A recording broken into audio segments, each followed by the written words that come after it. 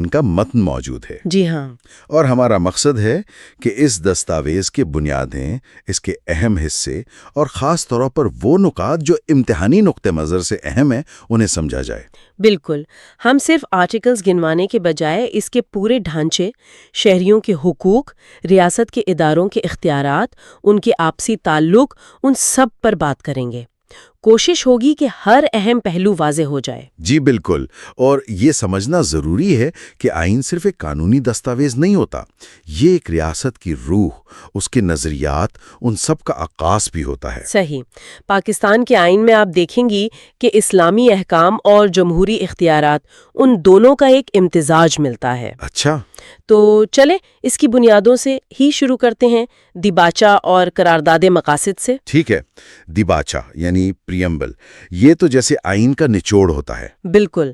اس میں سب سے پہلے اللہ تعالیٰ کی حاکمیت کا اقرار ہے، جی، اور یہ کہ عوام اپنے اختیارات کو اللہ کی مقرر کردہ حدود کے اندر ایک مقدس امانت کے طور پر استعمال کریں گے۔ درست۔ اس میں قائد اعظم کے پاکستان کے تصور کا بھی ذکر ہے، ایک جمہوری ریاست جو اسلامی سماجی انصاف کے اصولوں پر مبنی ہو۔ اور ایک خاص بات یہ بھی ہے کہ دیباچہ اقلیتوں کے حقوق کے تحفظ اور عدلیہ کی آزادی، ان کو بھی اہمیت دیتا ہے۔ اچھا، اسی بنیاد پر پھر آگے آتی ہے قرارداد مقاصد، آبجیکٹیوز ریزولوشن۔ جی، جسے آرٹیکل 2A کے ذریعے آئین کا باقاعدہ حصہ بنا دیا گیا ہے اور اینیکس میں بھی شامل ہے۔ یہ واضح کرتی ہے کہ ریاست اپنے اختیارات کو جمہوریت، آزادی، مساوات، رواداری اور سماجی انصاف کے اصولوں کے مطابق استعمال کرے گی، جیسا کہ اسلام نے بیان کیا ہے۔ تو یہ دیباچہ اور قرارداد مقاصد، جی، یہ گویا پورے آئین کے لیے ایک بنیادی رہنمائی فراہم کرتے ہیں۔ جی، ایک فریم ورک سیٹ کرتے ہیں۔ صحیح۔ اب اگر ہم آئین کے پہلے حصے یعنی پارٹ 1 پر آئیں تو یہ ریاست کی نوعیت واضح کرتا ہے۔ جی، آرٹیکل 1 کہتا ہے کہ پاکستان ایک وفاقی جمہوریہ ہوگا جس کا نام اسلامی جمہوریہ پاکستان ہے، اور اس کے علاقوں کی وضاحت کرتا ہے۔ چاروں صوبے، اسلام آباد کیپٹل ٹیریٹری اور وہ علاقے جو شامل ہو چکے ہیں یا ہو سکتے ہیں۔ اس کے فوراً بعد آرٹیکل 2 وہ سیدھا کہتا ہے کہ اسلام ریاست کا مذہب ہوگا۔ بالکل واضح۔ پھر آرٹیکل 3 ہے جو ریاست پر ذمہ داری ڈالتا ہے کہ وہ ہر قسم کے استحصال کا خاتمہ کرے، اور وہ جو بنیادی اصول ہے نا، ہر شخص کو اس کی محنت کے مطابق اس کو بتدریج پورا کرے۔ یعنی from each according to his ability to each according to his work. جی، یہ ایک طرح سے ریاست کے سماجی اور معاشی اہداف کی طرف اشارہ ہے۔ اور آرٹیکل 4 قانون کے مطابق سلوک کا حق، یہ کتنا اہم ہے؟ یہ تو بہت ہی بنیادی ہے۔ یہ شہری اور غیر شہری ہر فرد کے لیے ایک بنیادی ضمانت ہے جو پاکستان میں موجود ہے۔ اچھا، اس کا مطلب یہ ہے کہ کسی بھی شخص کے خلاف کوئی ایسا اقدام نہیں کیا جا سکتا جو قانون کے مطابق نہ ہو، خاص طور پر اس کی زندگی، آزادی، جسم، شہرت یا جائیداد کے معاملے میں۔ یعنی رول آف لا، قانون کی بالادستی۔ بالکل، یہ اسی کا بنیادی اصول ہے۔ پھر آرٹیکل 5 ہے ریاست سے وفاداری اور آئین و قانون کی اطاعت، یہ ہر شہری کا فرض قرار دیا گیا ہے۔ جی، اور آرٹیکل 6 سنگین غداری یعنی ہائی ٹریزن سے متعلق، اس کی کیا اہمیت ہے؟ اس کی اہمیت یہ ہے کہ یہ آئین کو غیر آئینی طریقے سے منسوخ کرنے، معطل کرنے یا اس کی کوشش کرنے کو اس کو سب سے بڑا جرم قرار دیتا ہے۔ مقصد اس کا آئینی نظام کو تحفظ دینا ہے۔ پارلیمنٹ اس کی سزا مقرر کرتی ہے، اور 18ویں ترمیم کے بعد اس میں یہ وضاحت بھی شامل کی گئی کہ عدلیہ سمیت کوئی بھی ادارہ اس غداری کو جائز قرار نہیں دے سکتا۔ یعنی کافی مضبوط آرٹیکل ہے۔ جی ہاں۔ تو پارٹ 1 نے ریاست کی شناخت، اس کے مذہب، سماجی مقاصد، قانون کی بالادستی اور آئین کے تحفظ کی بنیاد رکھ دی۔ جی بالکل۔ اب ہم آئین کے کہہ لیں کہ دل کی طرف بڑھتے ہیں، پارٹ 2، جو بنیادی حقوق اور پالیسی کے اصولوں پر مشتمل ہے۔ جی، پہلے بنیادی حقوق، فنڈامنٹل رائٹس، چیپٹر 1، آرٹیکلز 8 سے 28۔ آرٹیکل 8 کہتا ہے کہ بنیادی حقوق کے خلاف بنائے گئے قوانین کالعدم ہوں گے۔ اس کا کیا مطلب ہے؟ اس کا مطلب سیدھا ہے کہ پارلیمنٹ یا صوبائی اسمبلی کوئی ایسا قانون نہیں بنا سکتی جو ان حقوق کو چھینتا ہو یا کم کرتا ہو۔ اچھا، اگر ایسا کوئی قانون بن جائے تو عدالت اسے کالعدم قرار دے سکتی ہے۔ یہ حقوق جسٹیشیبل ہیں، یعنی ان کے حصول کے لیے عدالت کا دروازہ کھٹکھٹایا جا سکتا ہے۔ ٹھیک ہے۔ کون سے اہم حقوق اس میں شامل ہیں؟ اس میں زندگی اور شخصی آزادی کا تحفظ ہے، آرٹیکل 9۔ بہت بنیادی۔ جی۔ پھر گرفتاری اور نظر بندی سے متعلق تحفظات ہیں، آرٹیکل 10، جیسے گرفتاری کی وجہ بتانا، پسند کے وکیل سے مشورے کا حق اور 24 گھنٹے میں میجسٹریٹ کے سامنے پیش کرنا۔ اور 18ویں ترمیم سے شامل ہونے والا article 10A، right to fair trial, یعنی منصفانہ مقدمے کی سماعت کا حق دیتا ہے۔ یہ فوجداری اور دیوانی دونوں مقدمات پر لاگو ہوتا ہے۔ یہ بھی بہت اہم اضافہ ہے۔ جی بالکل۔ اور اس کے علاوہ غلامی اور جبری مشقت کی ممانعت ہے، آرٹیکل 11۔ ماضی سے قانون کا اطلاق کر کے سزا دینے پر پابندی ہے، آرٹیکل 12۔ یعنی ریٹروسپیکٹو پنشمنٹ۔ جی نہیں، ایک ہی جرم میں 2 بار سزا یعنی ڈبل جیپڈی، اور خود اپنے خلاف گواہی دینے پر مجبور کرنے یعنی سیلف انکریمنیشن، اس سے تحفظ ہے، آرٹیکل 13 میں۔ ٹھیک۔ وقار انسانی اور گھر کی 4 دیواری، پرائیویسی آف ہوم، اس کا تحفظ آرٹیکل 14 فراہم کرتا ہے۔ آزادیوں کا بھی ذکر ہے۔ ہاں، آرٹیکل 15 سے 19 تک مختلف آزادیاں ہیں، جیسے پرامن اور بغیر ہتھیار کے اجتماع کی آزادی، آرٹیکل 16۔ Right to assembly. جی، تنظیم سازی یا یونین بنانے کی آزادی، آرٹیکل 17۔ جائز پیشہ یا کاروبار اختیار کرنے کی آزادی، آرٹیکل 18۔ اور تقریر و اظہار کی آزادی، article 19۔ Right to freedom of speech. جی، تاہم ان تمام آزادیوں پر قانون کے ذریعے مناسب پابندیاں لگائی جا سکتی ہیں۔ کن بنیادوں پر؟ جیسے اسلام کی عظمت، پاکستان کی سلامتی، عوامی اخلاق یا عدالت کی توہین وغیرہ کے نام پر۔ ٹھیک ہے۔ آرٹیکل 19A جو معلومات تک رسائی کا حق دیتا ہے، رائٹ ٹو انفارمیشن، یہ بھی 18ویں ترمیم میں آیا تھا۔ اس کی کیا اہمیت ہے؟ اس کی بہت اہمیت ہے، کیونکہ یہ شہریوں کو عوامی اہمیت کے معاملات میں معلومات تک رسائی کا حق دیتا ہے۔ اس سے شفافیت اور احتساب، اکاؤنٹیبلٹی، یہ بڑھتی ہے۔ صحیح۔ پھر مذہبی آزادی سے متعلق آرٹیکلز ہیں، اپنے مذہب پر عمل کرنے اور اس کے ادارے چلانے کی آزادی، آرٹیکل 20۔ اپنے مذہب کے علاوہ کسی دوسرے مذہب کے لیے ٹیکس دینے سے تحفظ، آرٹیکل 21۔ اور تعلیمی اداروں میں مذہب کی بنیاد پر امتیاز کے خلاف تحفظ، آرٹیکل 22۔ ٹھیک ہے۔ جائیداد کے حقوق اور مساوات کے بارے میں کیا ہے؟ آرٹیکلز 23 اور 24 جائیداد رکھنے اور اسے قانون کے مطابق استعمال کرنے کا حق دیتے ہیں، اور بغیر قانونی جواز اور معاوضے کے جائیداد سے محروم کرنے پر پابندی لگاتے ہیں۔ Right to property. جی، اور آرٹیکل 25 یہ سب سے اہم حقوق میں سے ہے۔ یہ تمام شہریوں کی قانون کے سامنے مساوات اور قانون کے مساوی تحفظ کی ضمانت دیتا ہے۔ ایکوالٹی بیفور لا۔ بالکل۔ ساتھ ہی یہ جنس یعنی جینڈر کی بنیاد پر امتیاز کو ممنوع قرار دیتا ہے، لیکن ریاست کو خواتین اور بچوں کے تحفظ کے لیے خاص قوانین بنانے کی اجازت بھی دیتا ہے۔ اچھا۔ اور تعلیم کا حق، آرٹیکل 25A۔ جی ہاں، یہ بھی 18ویں ترمیم کا ایک بڑا اہم اضافہ ہے۔ ریاست ذمہ دار ہے کہ 5 سے 16 سال کی عمر کے تمام بچوں کو مفت اور لازمی تعلیم فراہم کرے۔ لازمی۔ جی، اس کے علاوہ آرٹیکل 26 عوامی مقامات تک رسائی میں رنگ، نسل، جنس یا مقام پیدائش کی بنیاد پر امتیاز کو روکتا ہے۔ آرٹیکل 27 سرکاری ملازمتوں میں اس قسم کے امتیاز سے تحفظ دیتا ہے۔ البتہ اس میں کچھ رعایتیں ہیں۔ ہاں، کچھ عرصے کے لیے پسماندہ علاقوں یا طبقات کے لیے نمائندگی کو یقینی بنانے کے لیے اقدامات اٹھائے جا سکتے ہیں۔ ٹھیک۔ اور آرٹیکل 28 یہ ہر شہری گروہ کو اپنی الگ زبان، رسم الخط اور ثقافت کو برقرار رکھنے اور فروغ دینے کا حق دیتا ہے۔ Preservation of language, script and culture. جی، تو یہ بنیادی حقوق کا ایک کافی مضبوط فریم ورک ہے۔ جی ہاں، بہت جامع ہے۔ لیکن اسی پارٹ 2 میں چیپٹر 2 پالیسی کے اصول یعنی پرنسپلز آف پالیسی، آرٹیکلز 29 سے 40 یہ بھی ہیں۔ یہ کیا ہیں اور حقوق سے کیسے مختلف ہیں؟ دیکھیں، یہ وہ اصول ہیں جنہیں ریاست کو اپنی پالیسی بناتے وقت اور قانون سازی کرتے وقت پیش نظر رکھنا چاہیے۔ رہنما اصول ہیں گویا۔ جی، رہنما اصول۔ لیکن بنیادی حقوق کے برعکس یہ نان جسٹیشیبل ہیں۔ نان جسٹیشیبل یعنی اگر ریاست ان پر پورا عمل نہ بھی کرے تو آپ عدالت جا کر انہیں نافذ نہیں کروا سکتی۔ یہ ریاست کے لیے ایک طرح کے اہداف یا گائیڈ لائنز ہے۔ اچھا، ان اصولوں میں کیا شامل ہے؟ ان میں دیکھیں، اسلامی طرز زندگی کو فروغ دینا ہے، آرٹیکل 31۔ مقامی حکومتوں لوکل گورنمنٹس کو تشکیل دینا اور اختیارات دینا، آرٹیکل 32۔ صوبائی، نسلی، قبائلی اور فرقہ وارانہ تعصبات کی حوصلہ شکنی کرنا، آرٹیکل 33۔ قومی زندگی کے تمام شعبوں میں خواتین کی بھرپور شرکت کو یقینی بنانا، آرٹیکل 34۔ یہ بہت اہم ہے۔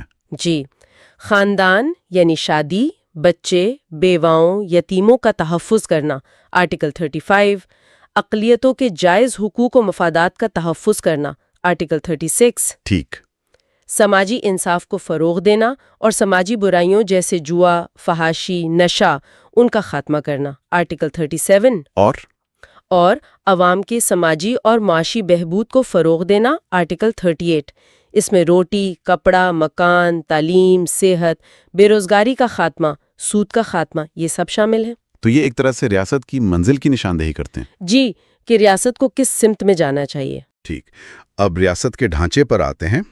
پارٹ 3 وفاق پاکستان دا فیڈریشن کے بارے میں ہے۔ آرٹیکل 50 بتاتا ہے کہ مجلس شورا یعنی پارلیمنٹ صدر اور 2 ایوانوں قومی اسمبلی اور سینٹ پر مشتمل ہوگی۔ یہ ہمارا 2 ایوانی مقننہ بائی کیمرل لیجسلیچر ہے۔ جی، آرٹیکل 51 قومی اسمبلی کی تشکیل بتاتا ہے۔ اس میں جنرل سیٹیں ہیں جو صوبوں کو آبادی کی بنیاد پر تقسیم کی جاتی ہیں، جن پر براہ راست انتخاب ہوتا ہے، ڈائریکٹ الیکشنز۔ جی۔ پھر خواتین اور غیر مسلموں کے لیے مخصوص نشستیں ہیں جو سیاسی جماعتوں کو جنرل الیکشن میں ملنے والے ووٹس کے تناسب سے ملتی ہیں، یعنی پروپورشنل ریپرزنٹیشن۔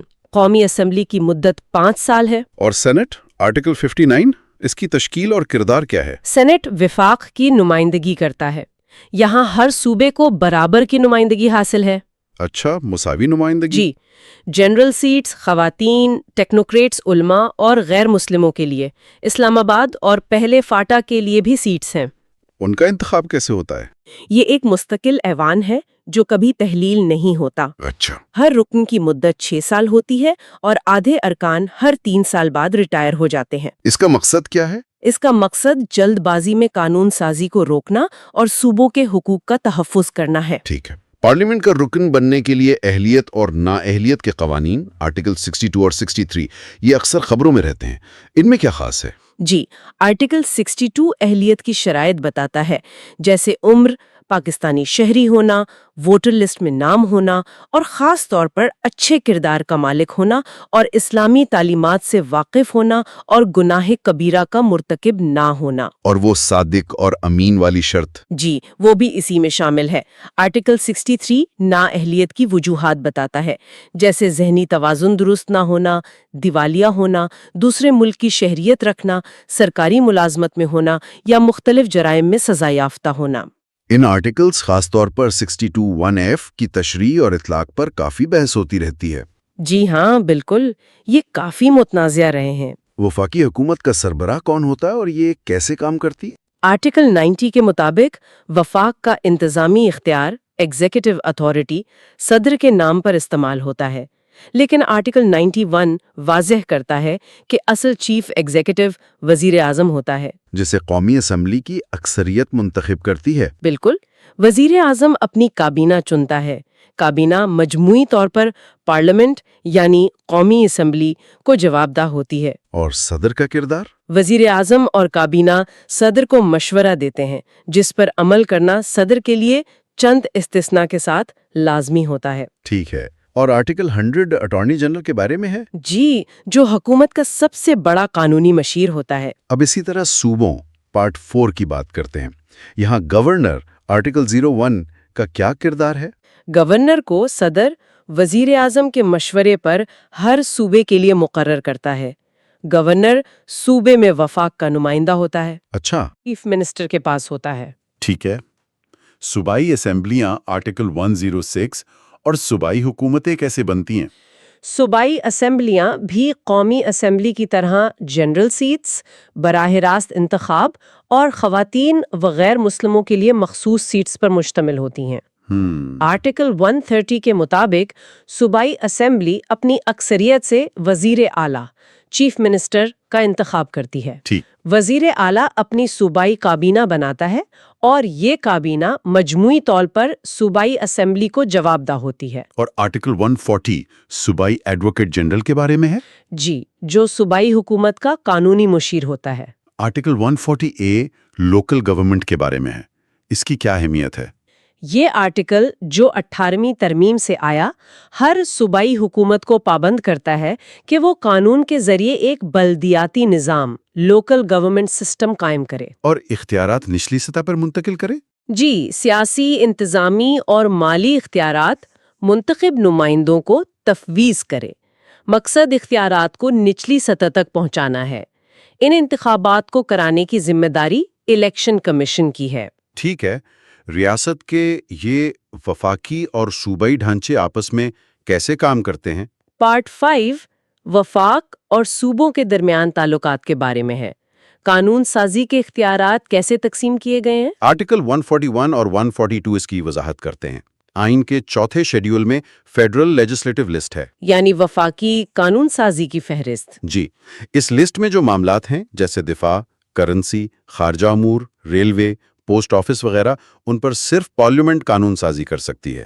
اور باقی معاملات؟ جن معاملات کا ذکر اس لسٹ میں نہیں ہے ان پر صوبائی اسمبلیاں قانون سازی کر سکتی ہیں۔ پہلے ایک کانکرنٹ لسٹ بھی ہوتی تھی جس پر دونوں قانون بنا سکتے تھے، لیکن 18ویں ترمیم نے اسے ختم کر دیا۔ جی، اسے ختم کر دیا، جس سے صوبائی خود مختاری بڑھی ہے۔ اگر وفاق اور صوبوں کے درمیان تنازعات یا مشترکہ معاملات ہوں تو ان کے لیے کیا نظام ہے؟ اس کے لیے 2 اہم ادارے ہیں۔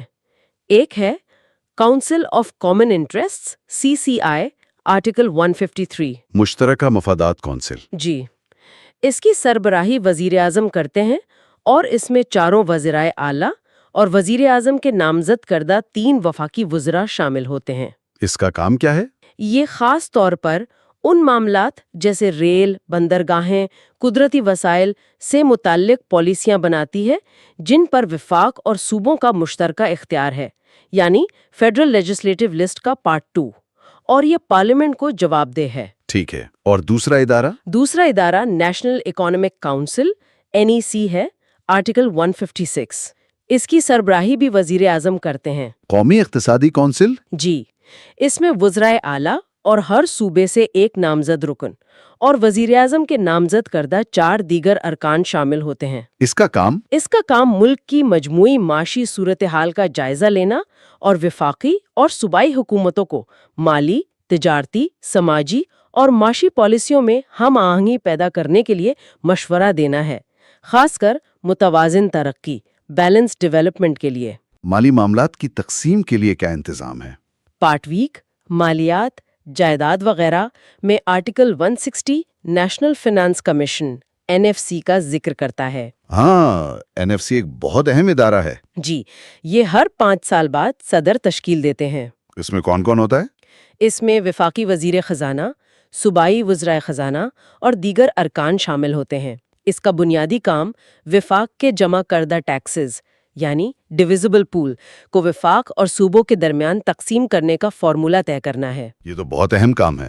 جی بالکل، اور آرٹیکل 172(3) بھی اہم ہے، جو کہتا ہے کہ معدنی تیل اور قدرتی گیس پر وفاق اور متعلقہ صوبے کا مشترکہ حق ہوگا۔ اچھا، مشترکہ حق۔ جی، اب آتے ہیں ریاست کے تیسرے ستون، عدلیہ، دی جوڈیکیچر، پارٹ وی پر۔ آرٹیکل 175 بنیادی ڈھانچہ بتاتا ہے، ایک سپریم کورٹ، ہر صوبے اور اسلام آباد کے لیے ایک ہائی کورٹ، اور وہ عدالتیں جو پارلیمنٹ قانون کے ذریعے بنائیں۔ اور اسی آرٹیکل کا کلوز 3 کہتا ہے کہ عدلیہ کو انتظامیہ سے الگ کیا جائے گا۔ Separation of judiciary from executive. جی، سپریم کورٹ آرٹیکل 176 سے 191 یہ ملک کی سب سے بڑی عدالت ہے۔ اس میں چیف جسٹس اور دیگر ججز ہوتے ہیں۔ ان کی تقرری کیسے ہوتی ہے؟ ان کی تقرری کا طریقہ آرٹیکل 175A میں دیا گیا ہے، جو 18ویں اور 19ویں ترمیم کے بعد وضع ہوا۔ اس میں ایک جوڈیشل کمیشن ہے جس کی سربراہی چیف جسٹس کرتے ہیں، وہ نام تجویز کرتا ہے۔ اور پھر ایک پارلیمانی کمیٹی ان ناموں پر غور کرتی ہے۔ سپریم کورٹ کے جج کی ریٹائرمنٹ کی عمر 65 سال ہے۔ سپریم کورٹ کے اختیارات کیا ہیں؟ اس کے پاس 3 بنیادی قسم کے اختیارات ہیں۔ پہلا، اصل دائرہ اختیار، اوریجنل جورسڈکشن، آرٹیکل 184۔ اس میں کیا آتا ہے؟ وفاق اور صوبوں یا صوبوں کے آپس کے تنازعات سننا، اور اگر عوامی اہمیت کا معاملہ ہو تو بنیادی حقوق کے نفاذ کے لیے براہ راست کارروائی کرنا، یعنی سو موٹو۔ اچھا، سو موٹو پاور۔ جی۔ دوسرا ہے اپیل کا دائرہ اختیار، appellate jurisdiction, article 185، high courts کے فیصلوں کے خلاف اپیلیں سننا۔ ٹھیک۔ اور تیسرا ہے مشاورتی دائرہ اختیار، ایڈوائزری جورسڈکشن، آرٹیکل 186، اگر صدر کسی قانونی نکتے پر سپریم کورٹ کی رائے مانگے تو رائے دینا۔ اور سپریم کورٹ کے فیصلے؟ آرٹیکل 189 کے مطابق سپریم کورٹ کا ہر فیصلہ پاکستان کی تمام دوسری عدالتوں پر لازم ہے، بائنڈنگ ہے۔ ٹھیک ہے۔ اور ہائی کورٹس؟ آرٹیکلز 192 سے 203؟ ہر صوبے اور اسلام آباد کے لیے ایک ہائی کورٹ ہے۔ ان کے ججز کی تقرری بھی آرٹیکل 175A کے تحت ہوتی ہے اور ریٹائرمنٹ کی عمر 62 سال ہے۔ ہائی کورٹس کا سب سے اہم اختیار کیا ہے؟ ان کا سب سے اہم اختیار آرٹیکل 199 کے تحت ریٹ جورسڈکشن ہے۔ Writ jurisdiction? جی، اس کے ذریعے ہائی کورٹ کسی بھی شخص یا سرکاری ادارے کو کوئی کام کرنے یا اس سے روکنے کا حکم دے سکتی ہے اگر وہ قانون کے مطابق نہ ہو رہا ہو۔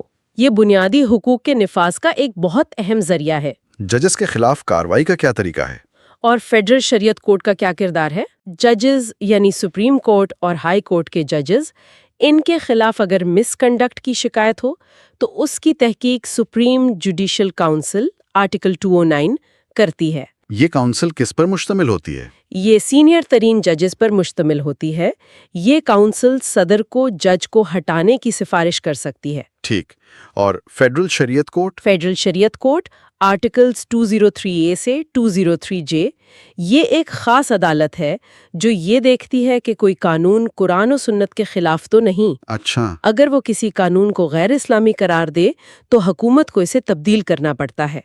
اس کے فیصلوں کے خلاف اپیل سپریم کورٹ کے شریعت اپیلیٹ بینچ میں ہوتی ہے۔ شفاف انتخابات کے لیے کیا نظام ہے؟ پارٹ 8 الیکشنز پر ہے۔ آرٹیکل 213 چیف الیکشن کمشنر کی تقرری کا طریقہ بتاتا ہے۔ وزیر اعظم اور لیڈر آف دی اپوزیشن کے مشورے سے نام پارلیمانی کمیٹی کو بھیجے جاتے ہیں۔ اور election commission? Article 218 election commission کی تشکیل بتاتا ہے۔